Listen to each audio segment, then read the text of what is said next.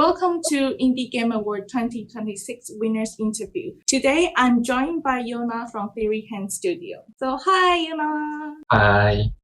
Could you please introduce TearyHand Studio and give us an overview of your award-winning game, and Roger? TearyHand Studio is a one-person game development studio run by me. And Roger is my second work, and it's an interactive novel that lets players experience distortions in human perception. And Roger explores the harrowing and deeply personal experience of living with dementia. So what motivated you to use a point-and-click adventure format to tell a story about the loss of memory and self? Originally, this project was conceived with a 3D presentation in mind. However, due to budget constraints, I had no choice but to express the scenario in 2D.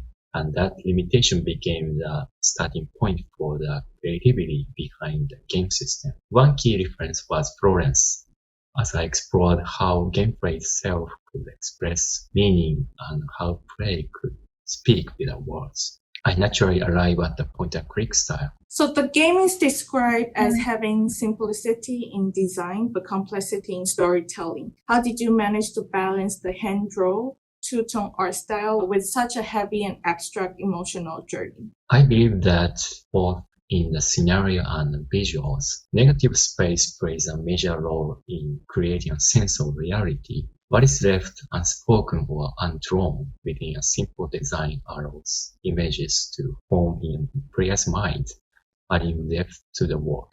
In that way, I think the scenes that appears in the player's imagination rather than what is shown directly on the screen become the deeper, more lasting experience. So some of the reviewers have noted that the game can make players feel mentally and physically unwell due to its intensity. You, as developers, how did you navigate the line between creating an empathetic experience and one that is purposefully overwhelming or distressing? To be honest, I didn't know how players will react to this story. This was the first work of mine to reach so many people. So I'm not sure whether I was able to handle that time well, but I feel that many people have received even my clumsiness as a part of the work character. Many of the puzzles involving navigating perplexing pathway and distorted objects. Was the goal to use players' frustration as a mechanic to mirror the real-world confusion of the protagonist? That was, of course, intentional. I believe that presenting what the character is feeling in a way that player can genuinely understand has value, not only as a form of expression, but also in terms of social significance. So I approached it seriously and worked on it while studying carefully. So you won Best Audio. The audio in Roger is described as stellar but also unsettling, with sharp banging and footsteps.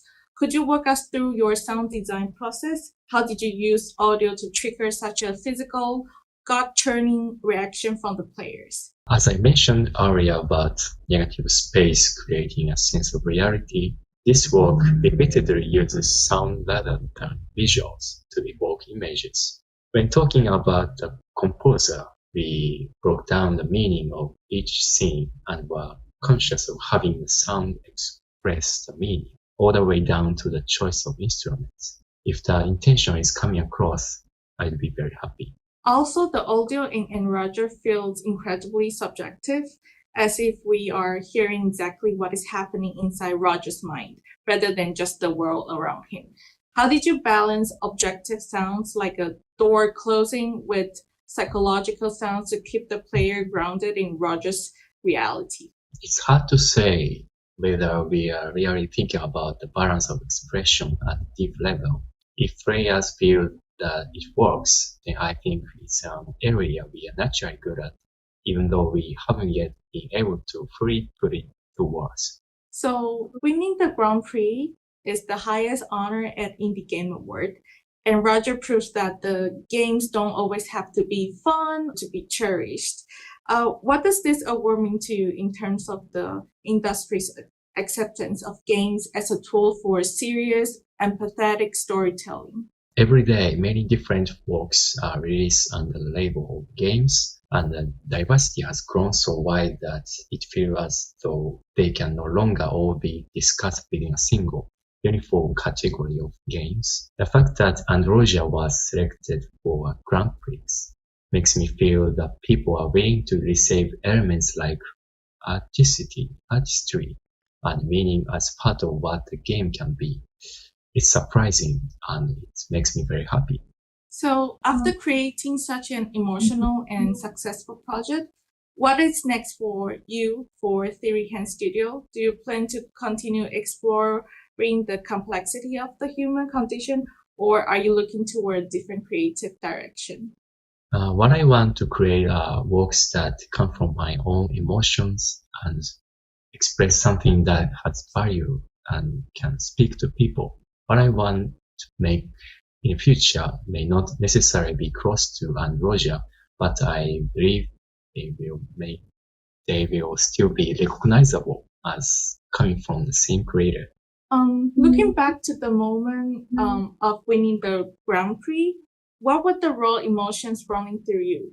After such a long and challenging creative journey, how do you feel to receive the honor? This work is very small in scale and personal. I feel that for a piece like this to be recognized in this way is truly miraculous. I feel that God had given me a special gift. I'd like to express my gratitude to everyone who evaluated this work.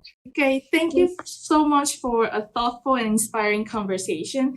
That will be all for today's interview. Congratulations once again on winning Best Audio and Grand Prix. And thank you for watching. Stay tuned for updated videos. Goodbye. Thank you. Goodbye. That's all for today's video. Don't forget to like, share, and subscribe. And a quick heads up, the submission for Indie Game Award 2027 will open in July. Don't miss your chance to be part of the grand program.